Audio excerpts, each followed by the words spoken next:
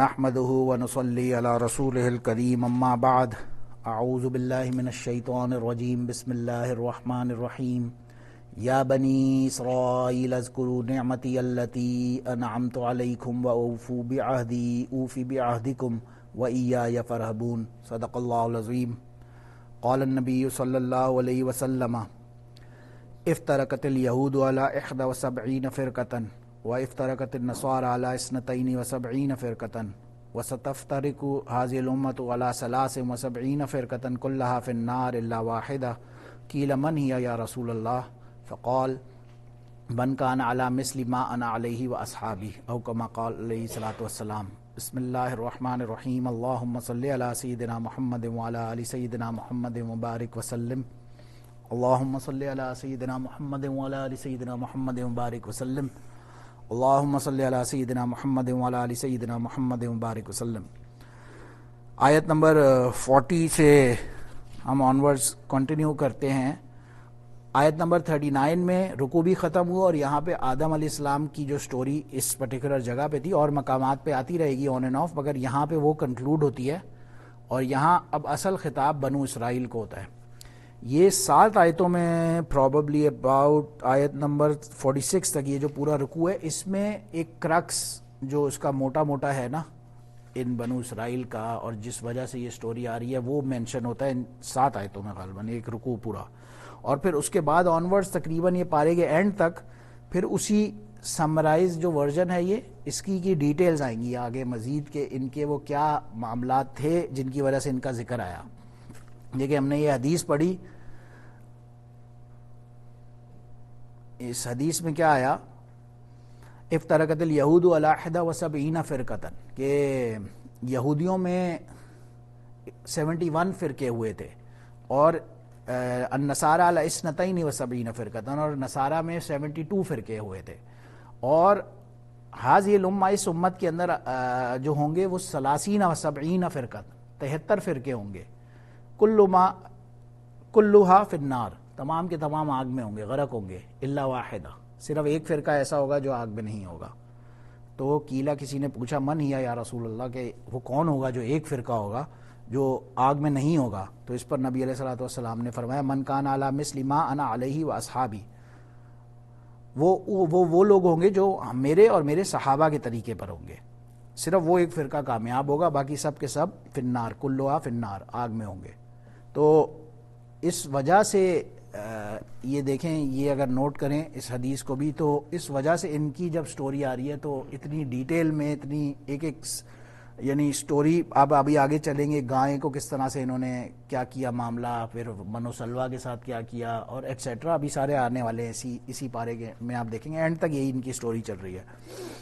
اسی وجہ سے یہاں پہ فرسٹ اس کا سمرائز ورژن ہمیں ملا، یا بنی اسرائیل. اللہ نے ایڈریس کیا ہے اے بنی اسرائیل، یا بنی اسرائیل اذکروا نعمتی اللتی، یاد کرو. اچھا دیکھیں، لفظ ذکر قرآن میں آتا ہے اکثر، اس کو ہم ذکر بھی کہہ سکتے ہیں، لیکن اکثر اوقات جب اس کا ہم ٹرانسلیشنز کرتے ہیں تو ہم کہتے ہیں یاد کرو یا نصیحت حاصل کرو. اس کا ٹرانسلیشن کے پوائنٹ میں اسی لیے آتے ہیں، وہ آتا ہے نا وَلَقَدْ، اکثر لوگ اس آیت کو پکڑتے ہیں وَلَقَدْ يَسَّرْنَا الْقُرْآنَ لِلذِّكْرِ فَهَلْ مِن مُدَّكِرٍ، کہ اللہ نے قرآن میں کہا ہے کہ اس کو پڑھنا اتنا آسان ہے تو ہمیں کسی استاد کی ہی ضرورت نہیں ہے. جبکہ وہاں بات کیا ہوئی، اگر آپ اس قرو کو بھی ترجمہ کریں، یسرنا القرآن للذکر، پڑھنے کے لیے، نصیحت حاصل کرنے کے لیے، سمجھنے کے لیے، ان دا سینس بہت آسان ہے قرآن. جو بھی پڑھے گا اس کا ترجمہ وہ یقیناً نصیحت حاصل کرے گا، لیکن ان آرڈر ٹو انٹرپریٹ، اس کا اپنا میننگ نکالنے کے لیے دیٹ از ناٹ انف کہ آپ کو صرف ترجمے سے پڑھ کے کوئی اپنا مسئلہ نکالنا شروع ہو جائے. یہ تو خیر آئی تھنک خارجی بات ہے، اس کا اس سے تعلق نہیں ہے، میں نے ویسے ہی مینشن کر دی. یا بنو اسرائیل سے اللہ نے ایڈریس کیا. یہ ٹاپک ہے تو ڈیٹیل میں مجھے نہیں معلوم کہ آج ہم کتنی آیتیں کوشش کرتے ہیں جتنی بھی ہو سکیں. بہرحال سب سے پہلے آپ پہلی چیز یہ یاد رکھیں کہ بنو اسرائیل ایک جگہ پہ قرآن میں جگہ جگہ آتا ہے لفظ بنو اسرائیل کا ذکر، اور کہیں کہیں پر آتا ہے یہود کا ذکر. لا تتخذوا اليہود والنصارى اولیاء، کہ یہود کا ذکر بھی قرآن میں جگہ جگہ آتا ہے. اور یہاں پہ آیا لفظ خاص بنو اسرائیل. اسرائیل ایکچولی حضرت یعقوب علیہ السلام کا نام تھا، ایک دفعہ نبی علیہ الصلوۃ والسلام نے اس وقت بنو اسرائیل جو یہودی تھے ان سے پوچھا کہ تمہیں کیا معلوم نہیں ہے کہ اسرائیل یعقوب علیہ السلام کا نام تھا؟ انہوں نے کہا بالکل ایبسولوٹلی تھا. تو انہوں نے کہا ہاں تو پھر تم ان پہ ایمان کیوں نہیں لاتے جو ان کی ٹیچنگز ہیں؟ اور پھر نبی علیہ الصلوۃ والسلام تھا یعقوب کا ایکچولی لفظی مطلب بنتا ہے عبداللہ. یہ بھی نبی علیہ اس حدیث میں آتا ہے یہ بات. تو بنو اسرائیل، یعقوب علیہ السلام، اسرائیل، آپ اس کو ایسے سمجھیں، اور پھر ان کے 12 بیٹے یعنی کہ یوسف علیہ السلام اور ان کے 11 بھائی، یہ بنو اسرائیل ہے. بچے، بنو مطلب اولاد، بیٹا، لفظی مطلب تو بیٹا ہوتا ہے، لیکن بنو اسرائیل سے ہم کہیں گے اسرائیل کی اولاد ہے. تو اسرائیل کے 11 یوسف علیہ السلام اور ان کے 11 بھائی، یہ 12 بنو اسرائیل تھے، یعنی کہ حضرت یعقوب علیہ السلام کے 12 بیٹے تھے. ان کا ذکر سورہ یوسف میں اپنے مقام پر آئے گا ڈیٹیل میں. لیکن بعد میں چل کے گریجولی کیا ہوا، نارمل سرکمسٹانسز میں کوئی بندہ یہودی نہیں بن سکتا، یہ ایک فیکٹ بات ہے. وہ نسلاً ہی چلتا ہے، نسل در نسل ہی ہوتا ہے. لیکن بعض انسٹنسز ہسٹری کے اندر ایسے ہوئے ہیں، and this is just my personal opinion, یہ بات میں نے تفاسیر میں نہیں پڑھی، یہ میں اپنی طرف سے ایڈ کر رہا ہوں. اس میں پتہ یہ لگتا ہے یا غالب گمان ایسے ہوتا ہے، کچھ آپ جب ہسٹوریکل فیکٹس کو پڑھتے ہیں کہ بہت ایسے ٹائم آئے ہیں جب کچھ سرٹن لوگ جو ہیں وہ یہودی کنورٹ ہوئے ہیں. جیسے اس کی ایک مثال آئی تھنک غالباً ایک خزار ٹرائب تھا کوکسس کے علاقے میں. وہاں پہ جب پہلے کرسچنز نے یہودیوں کو اپنے علاقوں سے مار مار کے بھگایا، پھر جب مسلمانوں نے جروسلم پہ قبضہ کیا تو اس وقت بھی یہ باہر ہی تھے، لیکن بہرحال یہ بھاگ بھاگ کے نارتھ کے علاقے میں گئے، اور نارتھ میں کوکسس کے علاقے میں وہاں ایک خزار ٹرائب تھا جو کہ بہت ہی جنگجو لڑاکا قبیلے والے لوگ تھے. ان کا جو بادشاہ تھا، اس کا نام بک میں کہیں میں نے پڑھا شہرزاد کے نام سے، اس نے انہیں ایکسیپٹ کیا اور انہیں کہا کہ ہمیں ایک مونوتھیسٹک ریلیجن چاہیے، تو ہمیں اپنا ریلیجن دے دو اور ہم تمہارے یہودی ہو جاتے ہیں، ہم تمہیں پناہ دے دیتے ہیں یا رہنے کی اجازت دے دیتے ہیں. تو یہ ایک سرٹن ٹائم تھا جب اس نے علی اعلان کہا کہ، اور اس کی پوری قوم بن گئی بنو اسرائیل میں سے یا یہودی بن گئی ہے، اور اس نے ان کو وہاں رہنے دیا. پھر وہ قومیں آباد ہوئیں، جا کے ویسٹ کی طرف بھی گئیں، اس کی طرف کوکسس کی آپ رینج میں دیکھیں تو دونوں ڈائریکشنز میں لوگ پھیلے ہیں. وہ یہودی، اب یہ کوشچن کیونکہ مائنڈ میں گھومتا تھا کہ کہیں یہودی آ رہا ہے کہیں بنو اسرائیل آ رہا ہے، اس میں کوئی تو ڈفرینس ہوگا، قرآن کا کوئی ورڈ ایسے تو ہو نہیں سکتا کہ وداؤٹ اینی میننگ ہو. تو وہ اپنا غالب گمان ایسے کرتا ہے. ان کو اللہ نے خاص طور سے ایڈریس کیا، یاد کرو نعمتی، میری نعمت کو، التی انعمت علیکم، وہ نعمت جو میں نے تم پر انعام کی، تمہیں بلیسنگ میں دی. وَأَوْفُوا بِعَہْدِی، اور پورا کرو، وفا کرو، بعہدی، میرے عہد کی. اوفی بعہدکم، میں اپنا عہد پورا کروں گا تمہارے ساتھ جو میں نے کیا ہے. تم میرے ساتھ جو کیا ہوا عہد ہے اس کو پورا کرو، میں تمہارے ساتھ جو کیا ہوا عہد ہے اس کو پورا کروں گا. فَإِيَّايَ فَارْهَبُونِ. آپ دیکھیں کہ یہ کون سے عہد کی بات ہو رہی ہے اس میں. ایک تو ظاہر عہد تھا جو نبیوں کی تعلیمات تھی جو حضرت یوسف علیہ السلام سے، یعقوب علیہ السلام سے یا ابراہیم علیہ السلام سے آنورڈ شروع ہو رہی تھیں، اور وہ تعلیمات تھی اس پہ عمل کرنا. پھر ایک نعمتیں ابھی آپ آگے چل کے دیکھیں گے، من و سلوہ کا اترنا، فرعون سے ان کو جو عاشورہ کا مین 10 محرم کو انہیں ملی آزادی فرعون سے، وہ ایک نعمت تھی. اور ایسی بہت ساری نعمتیں تھیں جن کو اللہ نے یہاں پہ یاد دلایا کہ یہ وہ نعمت میں نے تمہیں دی تھی.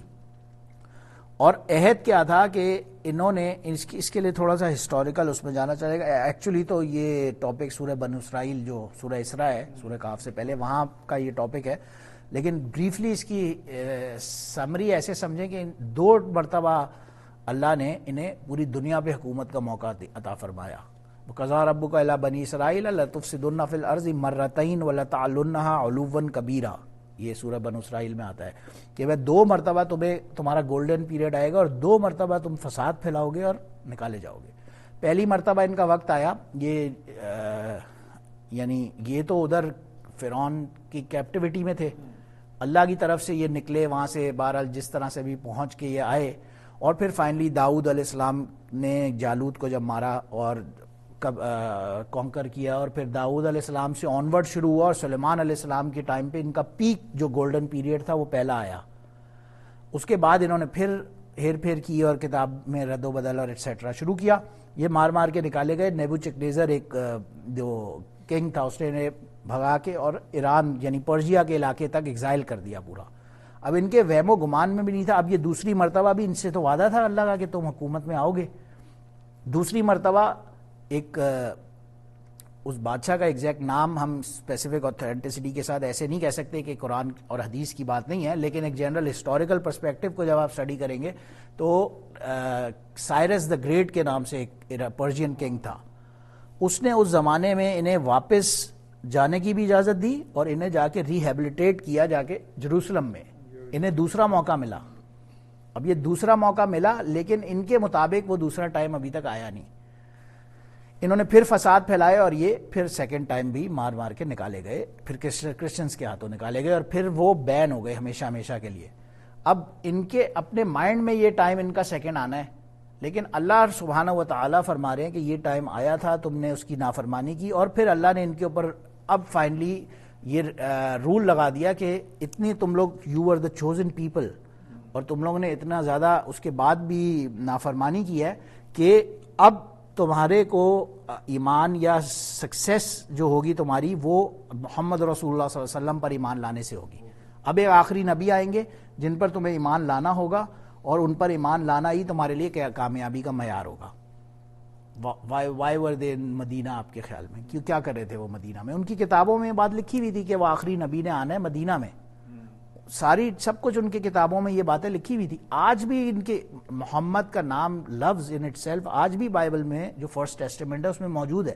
وہ کیا ہوتا ہے, ہم لوگ ٹرانسلیشنز اٹھا کے پڑھتے ہیں تو ظاہر ہے کسی کو سمجھ نہیں آنا, وہ نام کو ٹرانسلیٹ کر دیتے ہیں. اگر آپ ایکچوئل ہیبرو بائبل کوئی اٹھا کے دیکھیں تو اس میں آج بھی لفظ موجود ہے. خیر اینی ویز یہ یہاں مدینہ میں تھے, اور اس کی بہترین اگزامپل عبداللہ بن سلام رضی اللہ عنہ جو ان کے ٹاپ کے علماء میں سے تھے, وہ آئے حاضر ہوئے یا رسول اللہ, اور انہوں نے دیکھا اور وہ دیکھ کر ایمان لے آئے اسی وقت. اور جیوز ان کے اگینسٹ ہو گئے کہ آپ کیسے ایمان لے آئے, آپ تو ہمارے رہبان ہمارے جو علماء میں سے تھے. انہوں نے کہا جب یہ نشانی جس پر ایمان لانا ہم پہ لازم ہے تو میں اس پہ تو ایمان لاؤں گا. بہرحال وہ ایک ان کی اناد, ایک ایگو پرابلم تھی جو وہ ایمان نہیں لاتے تھے. تو یہ عہد جو تھا کہ رسول اللہ صلی اللہ علیہ وسلم پر ایمان لانا ہے, یہ وہ عہد ہے جس کی بات ہو رہی ہے اصل. وَآمِنُوا بِمَا أَنزَلْتُ مُصَدِّقًا لِمَا مَعَكُمْ وَلَا تَكُونُوا أَوَّلَ كَافِرٍ بِهِ. آمنو, اور ایمان لاؤ اس پر جو کچھ میں نے تم پر نازل کیا. اس سے مراد ان کی اپنی کتابیں بھی ہیں یا قرآن مراد بھی ہو سکتا ہے. قرآن بھی سامنے نازل ہو رہا ہے ان کے, یہ خود دیکھ رہے تھے مدینہ میں قرآن کی ساری وحی وغیرہ سب اتر رہی تھی یہاں سے. مصدق یہ تصدیق کرنے والا ہے, لما معکم یہ اسی بات کی تصدیق کر رہا ہے. یہ قرآن حدیث یہ رسول جو ہے صلی اللہ علیہ وسلم یہ اسی کی تصدیق کر رہے ہیں جو پہلے بھی تمہارے پاس ساری نالج تھی. They are only verifying it. ولا تکونوا اول کافر بی, اور نہ ہو جاؤ پہلے کافر میں سے. پہلے کافر میں سے ہونے سے علماء نے یہ بھی لکھا ہے کہ پہلے کافر سے مراد یہی ہوتا ہے کہ جو بندہ جس نے ایک بندہ وہ آتا ہے نا نیکی کے بدلے نیکی کا اجر ملتا ہے اور نیکی صدقہ جاریہ ہوتا ہے, اسی طرح گناہ جاریہ بھی ہوتا ہے. کسی بندے نے ایک کسینو کھول دیا, کسینو کھول کے وہ چلا گیا, اب جو جا کے وہاں کھیل رہا ہے یہ بندہ مر کھپ بھی جائے گا لیکن وہ تو گناہ جاریہ اس کے لیے بن گیا. کچھ بھی اس طرح کے, ہم تو اس طرح کے کلچر میں رہ رہے ہیں, ایسی 100 چیزیں ہو سکتی ہیں, دیکھ سکتے ہیں. پہلا گناہ کرنے والا ہوگا, اب جتنے لوگ گناہ کریں گے ان سب کا گناہ اس کو جائے گا. اسی لیے وہ کہتے ہیں کہ جو قتل کا جو سب سے بڑا گناہ تھا حابیل نے قابیل, آگے آئے گی سٹوری, اس نے مار دیا. تو اب جتنے بھی دنیا میں قاتل ہوں گے اس کو ان سب کا گناہ بھی جائے گا کہ اس نے ایک چیز نئی انوینشن کی قتل کرنے کی. بہرحال واللہ عالم. تو اولا کافر بھی نہ بن جاؤ, یعنی کہ ایسے تم نے کام کیا, تم نے اگر برا کیا تو تمہارے جو فالوورز ہوں گے فار ایٹرنل لائف جتنے بھی آتے رہیں گے اور تمہاری اس راستے پہ چلتے رہیں گے ان سب کا گناہ تمہارے کو جاتا رہے گا. اس لیے خاص طور سے بنا کیا کہ ایسا نہ بنو. ولا تشتروا بآیاتی ثمنا قلیلا. اشترا یشتری کہتے ہیں خریدنے کو یا بیچنے کو, یعنی کہ بزنس کرنے کو, بزنس ڈیل کرنے کو. ہاں تو یہاں ایسے ہی ترجمہ کریں گے ہم کہ نہ فروخت کرو بھی آیاتی، میری آیت کو ثمناً قلیلا، یعنی چھوٹے سکوں کے بدلے میری آیتوں کو نہ ٹریڈ کرو. ان کا یہ شروع سے ہی یہ رول تھا کہ یہ اکثر پیسے لے کے اور اپنی کتاب میں فتویٰ اس حساب سے دے دیا کرتے تھے. اور یہی وجہ ہے ہم نے شروع میں حدیث پڑھی کہ بنو اسرائیل میں 71 فرقے تھے، یا نصارہ میں 72 تھے، اور تم میں 73 ہوں گے اور صرف ایک جنتی ہوگا. وجہ یہی ہے کہ یہ جتنی بھی چیزیں آپ آگے ابھی پڑھتے جائیں گے تو آپ ریفلیکٹ کریں گے تو خطاب تو بنو اسرائیل سے ہے، لیکن ایسی کوئی چیز ہوگی نہیں، کوئی چھوٹے گی نہیں جو خدا نہ خاصہ اللہ معاف کرے ہماری اپنی امت میں نہ ہو. وہ ہمیں ایزیلی نظر آئے گی اپنی امت میں، اسی لیے خاص طور سے اس کا اتنا ڈیٹیل ذکر آ رہا ہے. یہ وہی پہلے لفظ آیا تھا نا، کانا اور یکونو تکونو، یہ میننگ کے اعتبار سے اس کو الگ سے آپ میننگ کوئی ڈرائیو نہیں کر سکتے، بس اس کو یوں کرے کہ نہ ہو جاؤ. کانا کا مطلب ہوتا ہے ہونا، کچھ بھی ہونا یا ہوا، تو تکونو نہ ہو جاؤ. وہ لا ہے اس لیے میں نے نہ ہو جاؤ، تکونو ہوتا تو ہو جاؤ. کوئی یہاں تک سوال ہو کسی کا تو کر سکتے ہیں، ورنہ میں آگے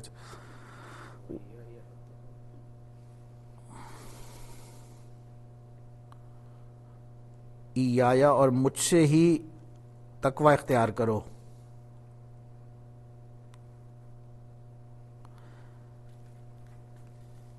مطلب ایایا میری ہی، مجھ سے ہی، مجھی سے فتقون تک ڈرتے رہو یا تقوی اختیار کرو.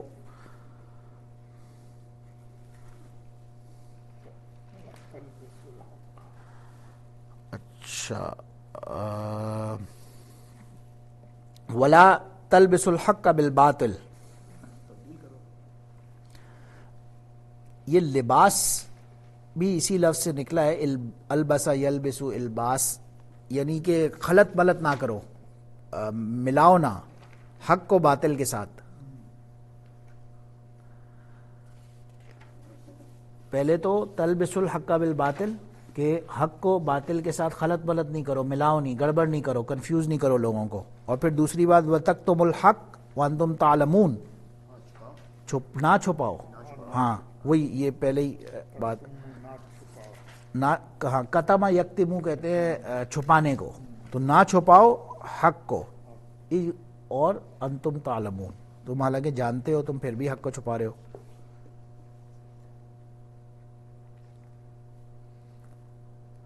وَأَقِیمُوا الصَّلَاةَ، اور نماز کو قائم کرو. وَآتُوا الزَّکَاةَ، اور زکوٰۃ ادا کرو. وَارْکَعُوا مَعَ الرَّاکِعِینَ، اور رکوع کرنے والوں کے ساتھ رکوع کرو. رکوع کا خاص ذکر آیا، سجدے کا ذکر نہیں آیا. اس پہ علماء نے لکھا ہے کہ کیونکہ یہودیوں کی جو نماز ہوتی تھی اس میں رکوع نہیں ہوتا تھا. پہلی بات، ان کی نماز وداؤٹ رکوع ہوتی تھی. اگر آج بھی آپ کوئی ویڈیوز دیکھیں، وہ جو ان کی دیواریں گریا ہے وہ اس پہ یوں کر رہے ہوتے ہیں، ان کی نماز میں رکوع نہیں ہوتا، یا تو وہ سجدے پہ چلے جاتے. تو پہلی بات انہوں نے یہ بتائی، پہلی بات جو علماء نے یہاں لکھی ہے کہ پہلی بات تو آف کورس یہی ہے کہ اس سے خاص ہماری نماز مراد ہے کہ اب تم ہماری نماز ہماری طرح پڑھنا شروع ہو جاؤ. پہلی بات ہے. دوسری بات، اس سے علماء نے نماز با جماعت کے فرض، بعض علماء نے، سب نے نہیں، لیکن بعض فقہا کے نزدیک اس آیت سے استدلال ہوتا ہے کہ نماز با جماعت پڑھنا فرض ہے، کیونکہ اقیم الصلاۃ پہلے کلیئرلی آیا، اور ورکعوا مع الراکعین کے رکوع کرو رکوع کرنے والوں کے ساتھ. تو وہ انڈیویجول نماز میں تو ہوگا ہی نہیں، وہ تو تبھی ہوگا جب آپ با جماعت نماز میں ہوں گے.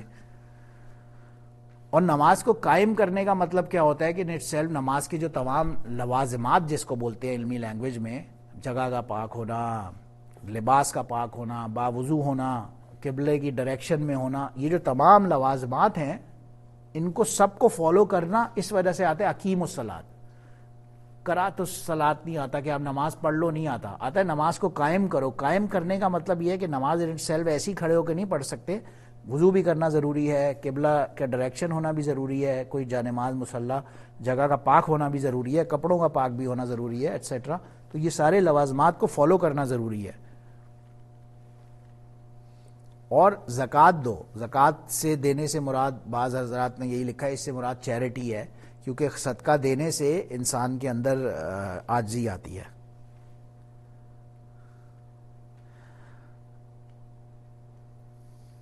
اتأمرون الناس بالبر وتنسون انفسکم.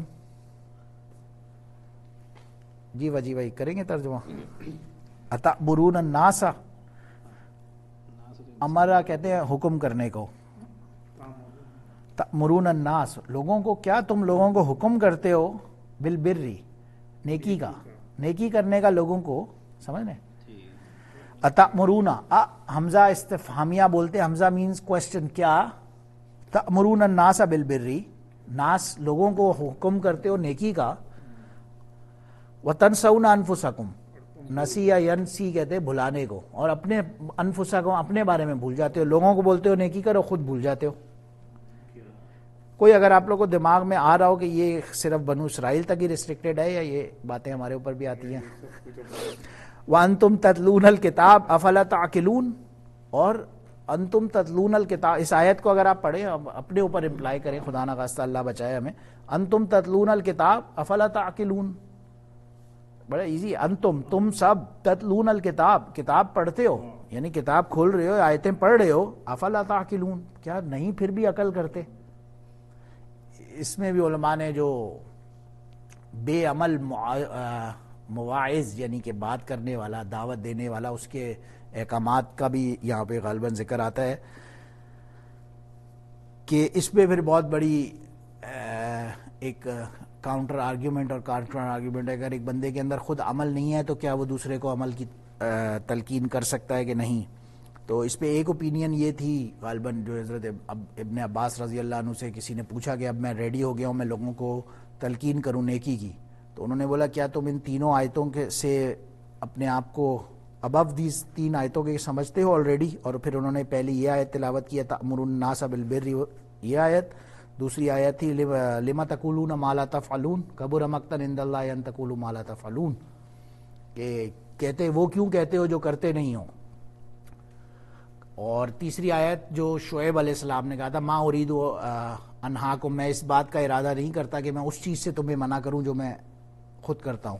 تو یہ تین آیتوں کا کیا، اور اس نے فوراً کہا کہ نہیں ایسے نہیں. تو بہرحال لیکن بات پھر بھی یہی ہے کہ اس سے مراد ایسے نہیں ہے کہ اگر کوئی بندہ نیکی خود نہیں کر سکتا کسی وجہ سے تو دوسرے کو تلقین ہی نہیں کرے، ایسا ہرگز نہیں ہے. وہاں پہ بھی جب آ رہا ہے افلا کبر لما تقولون ما لا تفعلون، کہ تم وہ کیوں کہتے ہو جو تم کرتے نہیں ہو، اس کا مطلب یہ ہے کہ تمہاری نیت ہی نہیں ہوتی کرنے کی. اب مثال کے طور پہ ایک باپ ہے، وہ جاہل گوار آدمی ہے، اس نے آج تک اسکول کی شکل ہی نہیں دیکھی، بیٹے کو وہ اپنے پھینٹی لگاتا ہے تو اسکول جا، تو اس کو پٹائی کرتا ہے تم نے اسکول جانا ہے. تو یہ تو اس کو ہم یہ تو نہیں بولیں گے اگر وہ خود نہیں کر رہا تو وہ بیٹے کو کیسے کہہ سکتا ہے. بیٹے کی تو اچھائی وہ دیکھ رہا ہے، اس نے اپنے ایکسپیرینس سے یہ بات سیکھی کہ میرے لیے اسکول جانا ضروری تھا، تو وہ بیٹے کو بھی بولے گا کہ تم نے اسکول جانا ہے. تو اس لیے اس آیت کا یہ مطلب ہرگز نہیں بنتا. لیکن ہاں یہ ضرور ہے، ایک حدیث میں آتا ہے معراج کے واقعے کے دوران کہ نبی صلی اللہ علیہ وسلم نے دیکھا کچھ لوگ تھے ان کے ہونٹوں کو بڑی بڑی کینچیوں سے، آگ کی کینچیوں سے کاٹا جا رہا تھا. یہ ایک روایت میں آتا ہے کہ ان کی زبانوں کو اور ان کے ہونٹوں کو بڑی بڑی آگ کی کینچیوں سے کاٹا جا رہا تھا. تو انہوں نے پوچھا یہ کون ہے، انہوں نے تو کسی فرشتے نے کہا کہ یہ وہ لوگ ہیں جو خود دوسروں کو تو عمل کی تلقین کرتے تھے اور خود اس سے اپنے آپ کو بری ذمہ سمجھتے تھے. تو مطلب یہی ہے کہ بندے کی کہیں نہ کہیں نیت ہو، انٹینشن ہو. وہ ایک اور آتا ہے نا، ایک آدمی کو جہنم میں دھکیلا جائے گا اور جہنمی اس کے سراؤنڈ میں جمع ہو جائیں گے اور بولیں گے کہ یار تم کیسے یہاں پہنچ گئے، ہم تو سمجھ رہے تھے کہ تم تو ہمیں تلقین کرتے تھے. تو بہرحال اس کا بھی اینڈ رزلٹ یہی تھا کہ وہ تمہیں تو میں تلقین کرتا تھا لیکن خود عمل نہیں تھا. تو کوشش یہی ہے، اللہ سے ہم تو دعا ہی کر سکتے اللہ ہمیں عمل کی توفیق عطا فرمائے، کیونکہ ایسا کوئی بندہ ہو نہیں سکتا جو یہ کلیم کرے کہ میرے اندر عمل ہے. اگر ایسا ہے تو بائی ڈیفالٹ وہ وہیں پہ غلط ہے. مین چیز شریعت کی یہی ہے کہ گریجولی اسٹیپ بائی اسٹیپ بندہ سیکھتے رہے، اور کہیں نہ کہیں جتنا بھی تھوڑا بہت بھی عمل کی اللہ توفیق دے دے وہ کرنے کی کوشش کرے، عمل کو کسی صورت بھی نہ چھوڑا جائے.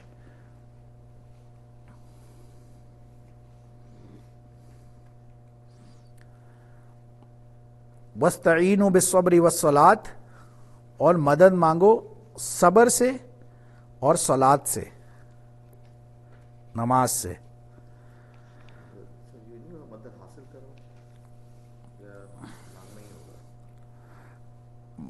اس کو کہتے ہیں استعانت. مدد کے ترجمے میں بھی آ رہا ہے یعنی آپ ہیلپ مانگو. مانگنا ظاہر ہے ان اٹ سیلف, میں اس پہ آتا ہوں کہ مانگنا ان اٹ سیلف ظاہر ہے. اب آپ نماز سے کیسے مدد مانگ رہے ہیں؟ نماز سے ان اٹ سیلف تو مدد نہیں مانگ رہے, اس کے ذریعے سے مانگ رہے ہیں. تو اور نماز سے مدد مانگنا تو خیر بڑا ایزی ہے. وہ آتا ہے نا حدیث میں آتا ہے کہ اذا حسبوا امرا فزع الی الصلاۃ, نبی علیہ الصلوۃ والسلام کو جب بھی کوئی پریشانی کوئی کنفیوژن ہوتا تھا وہ فوراً نماز کی طرف رجوع فرماتے تھے. تو نماز سے مدد مانگنا تو افضل ترین کام ہے. اور وہ روایت میں بھی آتا ہے نا, حضرت علی رضی اللہ عنہ فرماتے ہیں میں نے بدر کی رات کو دیکھا کہ تمام کے تمام صحابہ جب سو گئے تو نبی صلی اللہ علیہ وسلم پوری رات نماز میں مشغول رہے. اور حضرت حذیفہ رضی اللہ عنہ فرماتے ہیں کہ میں نے غزوہ خندق کے ٹائم پہ دیکھا جب تمام تھک ہار کے لوگ سو گئے تو نبی علیہ الصلوۃ والسلام نماز میں مشغول تھے اور پوری رات نماز میں مشغول رہے. تو نماز سے مدد مانگنا تو سب سے بڑا مسنون طریقہ ہی ہے. دوسرا انہوں نے فرمایا صبر سے مدد مانگو. حضرت عمر رضی اللہ عنہ کا ایک قول ہے کہ صبر دو طرح سے ہو سکتا ہے. ایک تو صبر کا کانسیپٹ یہی ہے کہ کسی کے اوپر کوئی مصیبت آئی, کوئی پریشانی آئی اور اس پہ اس نے صبر کیا. اور دوسرا صبر کا معنی جو حضرت عمر رضی اللہ عنہ بیان فرماتے ہیں وہ یہ ہے کہ گناہوں سے روکنا اپنے آپ کو, صبر کرنا. کسی بھی گناہ کے راستے سے جانے سے پہلے اپنے آپ کو روک لینا, اس پہ صبر کرنا بھی صرف صبر ہے. اسی لیے بعض علماء فرماتے ہیں کہ اگر کبھی کسی انسان کا, ظاہر ہے انسان ہے, ہماری فطرت ہے, اگر کبھی گناہ کا ارادہ ہو جائے اور گناہ نہیں کیا, اللہ نے بچا لیا, تو ہمیں اس وقت اللہ سے دعا مانگنی چاہیے کیونکہ وہ قبولیت کا وقت ہوتا ہے کہ اللہ کے نزدیک یہ عمل اتنا ان اٹ سیلف پسندیدہ ہے کہ آپ نماز کے آپ گناہ کا انسان کو موقع ملا اور وہ اس سے بچا پھر بھی, تو یہ بہت بڑا اللہ کے نزدیک اس کا ظاہر مرتبہ ہے.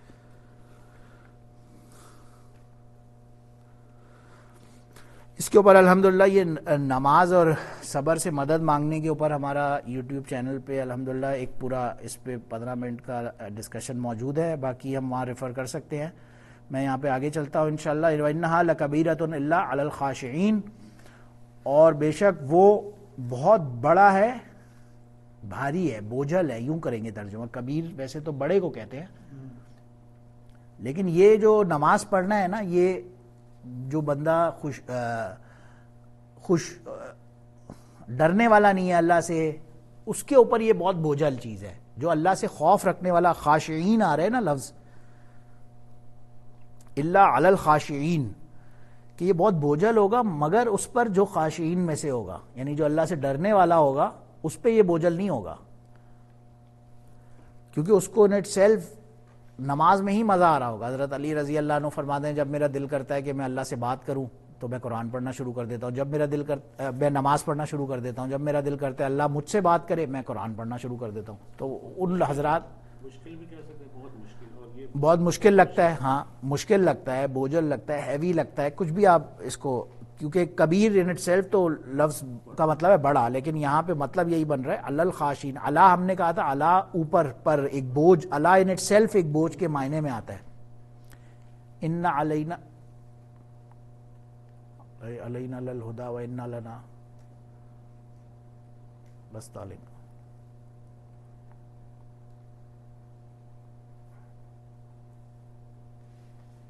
ان علینا ایابہم ثم ان علینا حسابہم, ہے نا, ان الینا ایابہم. اور الا کا مطلب پازیٹیو سمجھے اور الا کا مطلب ان اٹ سیلف بوجھ سمجھے. القرآن حجۃ لک او علیک, کہ یہ قرآن تمہارے لیے حجت ہو جائے گا یا علیک تم پر حجت بن جائے گا. الا جب آ رہا ہے تو وہ ان اٹ سیلف ایک بوجھ کا میننگ ہے, اپنے اندر لے کے آ رہا ہے. خاشعین کا کیا معنی؟ ڈرنے والے.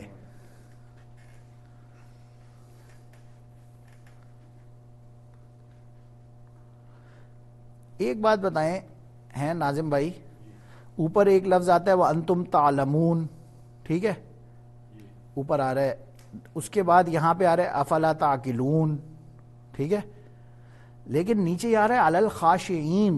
خاشعون کیوں نہیں آ رہا؟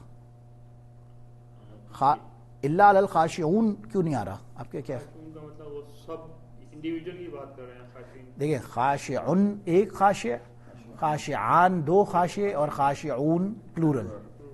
راشد, راشدان, راشدون, ایک راشد, دو راشد اور پلورل راشد, یا خالد, خالدان, خالدون پلورل. تو خاشعن, خاشعان دو خاشع اور خاشعون پلورل. اب یہاں خاشعین آ رہا ہے, خاشعون نہیں آ رہا. کوئی آئیڈیا ہے کسی کا؟ جی ہاں بالکل آپ صحیح کہہ رہے ہیں, ایسے ہی تھا. میں یہی وہ آپ کو 17 ورڈز بار بار ایمفسس سے نہیں کرا رہا. حرف جر جو خاشعین مینز اس نے عین کے نیچے زیر دیا ہے وہ علا کی وجہ سے, ورنہ یہ لفظ ہوتا خاشعون. جیسے اوپر آ رہا ہے تاکلون, تعلمون, انتم تعلمون, وہاں پہلے حروف جر 17 ورڈز میں سے کوئی نہیں ہے تو تعلمون آ رہا ہے. لیکن اس سے اوپر جائیں, اس سے نیچے آئے, ورکعوا مع الراکعین آ رہا ہے, راکعون نہیں آ رہا. یہاں کیا وجہ ہے؟ یہاں پہ آ رہا ہے لفظ مع. مع جب بھی آتا ہے یہ بھی یہ ان 17 ورڈز میں سے نہیں, یہ ان 17 ورڈز میں سے نہیں ہے, مگر مع جب بھی آتا ہے نا تو آٹومیٹکلی اگلے ورڈ کے نیچے زیر آ جاتا ہے. تو یہ مع کی بھی یہی وجہ ہے, مع الراکعین اس لیے آ رہا ہے, راکعون نہیں آ رہا. ویسے دیکھا ہے تو مع راکعون بھی صحیح ہے اگر پڑھا جائے تو گرامیٹیکلی. نہیں, اگر آپ راکعون پڑھیں گے اس کا میننگ بدل جائے گا. راکعون ابھی ہم اتنی گرامر میں جا نہیں سکتے کہ, لیکن راکعون کا مطلب ہوگا کہ یہ فاعل ہے, یعنی کہ ایک بندہ ہوتا ہے کام کرنے والا اور ایک ہوتا ہے جس پر کام ہو رہا ہے. جیسے میں یہاں سے یہ پینسل اٹھا کے ان کو دے رہا ہوں, میں دینے والا ہوں, میں فاعل ہوں, میں کرنے والا ہوں کام کو, تو میرے اوپر پیش ہوگا. ان کو دے رہا ہوں, ان کے اوپر زبر. یہ مطلب ایک گرامیٹیکل بات ہے, اس میں زیادہ چھوڑنے نہیں جاتے, کنفیوژن اور ہوگا. لیکن مع آ گیا, اگر وہ ہم راکعون پڑھ دیں گے تو وہ میننگ بڑا گڈمٹ ہو جائے گا. مع ساجدین ہے, ساجدون نہیں ہے, کیونکہ وہ مع آ گیا نا, مع کے بعد آٹومیٹکلی ساجدین زیر آ گیا. مع کا ان اٹ سیلف کوئی میننگ نہیں ہے, بس اس کو یوں ہی سمجھے, مع کو کہتے ہیں ساتھ. ہاں تو یہ جو صبر اور نماز جو ہے وہ بوجھ اٹھانی مطلب کہنے کا نہیں, جو نماز نہیں پڑھنے والا بندہ, اس کو آپ بولو گے نماز پڑھو تو اس پہ ایک بوجھ ہوگا, اس کو ایک بوجھل فیل ہوگا, اس کے لیے جانا مشکل ہوگا. اس سے مطلب یہ ہے کہ انہا لکبیرۃ الا علی الخاشعین, جو ڈرنے والے اللہ سے, جو پکے نمازی ہیں یا اللہ کی ہر رضا پہ راضی رہنے والے ہیں, اللہ نے جو بھی کیا اللہ کی رضا ہے بس صحیح ہے, ان پہ یہ چیزیں بوجھ نہیں ہوں گی. ان کی آگے آ رہے یہ لوگ کون ہیں؟ الذین یظنون, یہ وہ لوگ ہیں جو گمان کرتے ہیں, انہم ملاقو ربہم وانہم الیہ راجعون. یہ وہ لوگ ہوں گے, یہ خاشعین کی بات ہو رہی ہے کہ یہ گمان کرتے ہیں کہ بے شک وہ لوگ رب سے ملاقات کریں گے. وَأَنَّهُمْ إِلَيْهِ راجعون, اور بے شک وہ لوگ الیہ اسی کی طرف, راجعون ہاں اسی سے, راجعون وہی ہے, الیہ راجعون اسی کی طرف رجوع کرنے والے ہیں, لوٹنے والے ہیں. مطلب میننگ یہاں پہ یہ ہے کہ الٹیمیٹلی ان لوگوں کا کیونکہ یہ بلیو ہے کہ ہم نے اللہ کی طرف لوٹنا ہے, تو اس وجہ سے یہ کام کر رہے ہیں, اس تکلیف پہ صبر بھی کریں گے اور نماز بھی باوقت ٹائم پہ ادا کریں گے. وآخر دعوانا الحمد للہ رب العالمین. سبحان ربک رب العزت عما یصفون وسلام علی المرسلین والحمد للہ رب العالمین.